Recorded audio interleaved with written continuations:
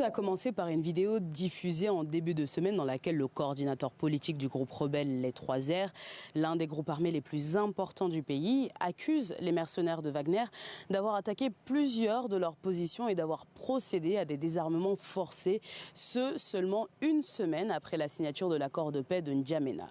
Toujours selon Les 3R, au moins un membre de leur groupe serait mort dans ces opérations.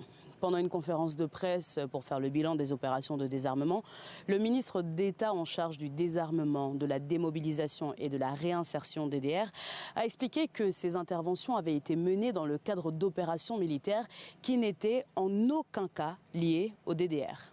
Il relève donc au ministre de la Défense de pouvoir leur rappeler les limites de leurs actions d'intervention et qu'ils doivent se cantonner aux opérations militaires.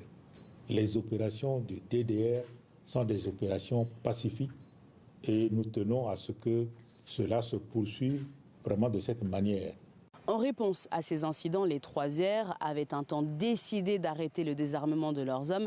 Mais après discussion avec les autorités, le groupe aurait accepté de reprendre le processus de désarmement. Depuis juillet, 416 rebelles ont été désarmés, dont 131 des 3R. Les opérations devraient continuer dans plusieurs localités, comme celle de Kétessido, dans les semaines à venir.